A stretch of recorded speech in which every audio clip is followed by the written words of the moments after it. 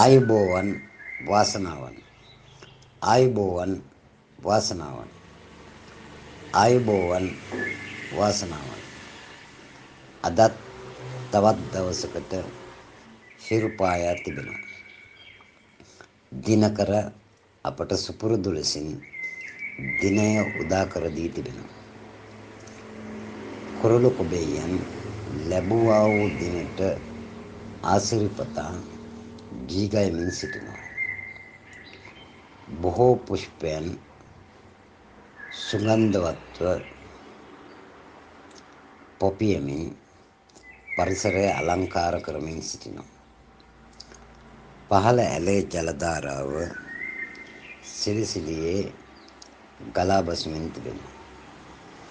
බණ්ඩි ගොයන සිසාරායන මඳ සුළඟ ගතට සිතට දෙකටම සිසිලසක් ගෙන දෙනවා.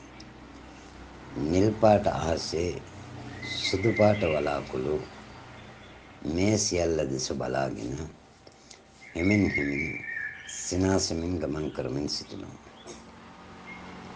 හන්තාන කඳුයාය මහා දෙවන්ත යෝධයෙක් වගේ මේ දෙස බලාගෙන ඉන්නවා. හරි ලස්සනයි, හරි සුන්දරයි, හරි අලංකාරයි. මේ ස්වභාව ධර්මයේ දෙස බලාගෙන ඉන්නකොට හැඟෙන දෙයක් තමයි ස්වභාව ධර්ම සෑම විටම ආදරයෙන් පිරී ඉතිරී යනවා. ස්වභාව ධර්ම ආදරේ නොසිඳෙන උල්පත වගේ, නොසිඳෙන උල්පතකින් වගේ ස්වභාව ධර්මෙන් නිතරම ආදරය ගලා හැලෙනවා. ඒ ආදරය හරිම චමත්කාරයි, ලස්සනයි. ඒ ආදරය හරිම ප්‍රියංකරයි. ඒ ආදරය හරිම සෞභමානයි. නොනවතින ආදරයක්, නොනවතින සෙනෙහසක්, අඛණ්ඩ ආදරයක්, කිසිදා නැති නොවන ආදරයක්. ඉතින් මම මෙහෙම කියනකොට ඔබත් මෙවැනි ආදරවන්ත හදවතක් ඇති කරගන්න කැමති වෙන බව මම දන්නවා. එවැනි ආදරවන්ත හදවතකින් ආදරයේ චමත්කාරය මිහිර විඳින්නට ඔබ කැමති වෙන බව මා දන්නවා. ඉමක් කොනක් නැති ආදරයක්, ආරම්භයේ සිට දිගටම තියෙන නොමියෙන ආදරයක් ලබන්න කවුරුන්ද අකමැති නොවෙන්නේ. ස්වභාව ධර්මස බලන්න කියා මා ඔබට ආරාධනා කරනවා. ස්වභාව ධර්මයේ හැමදාම මේ ආදරය මේ විදිහටම තිබෙනවා.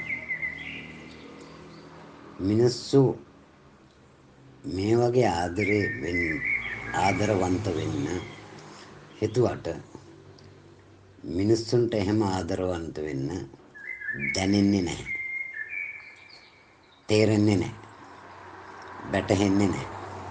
ඇයි?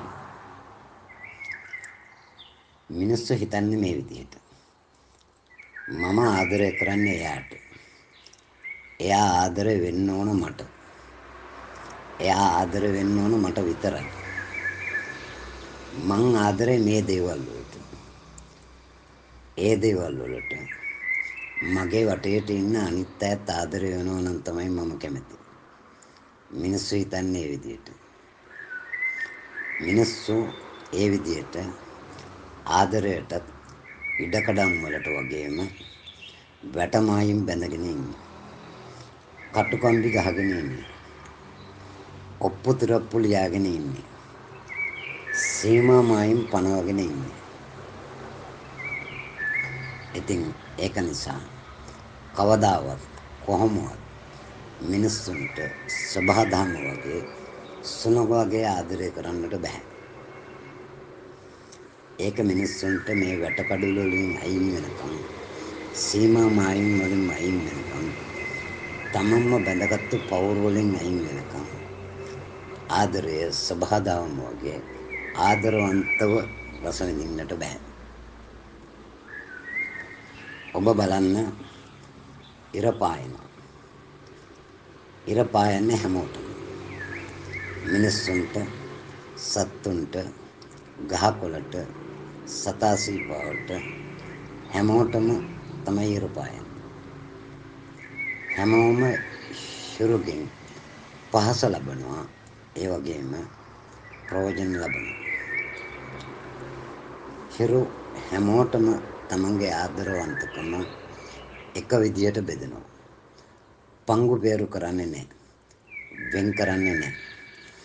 ඔබ බලන්න ඔබේ වත්තේ පිපිලා තියෙන මල්. ඒ මල් වල ලස්සන සුවඳ හැමෝටම එක විදියට බෙදෙනවා. ප්‍රමිසත්තු සමනලයොත් මීමැස්සොත් ඒ මල් වලින් ලස්සන දකින්නවා.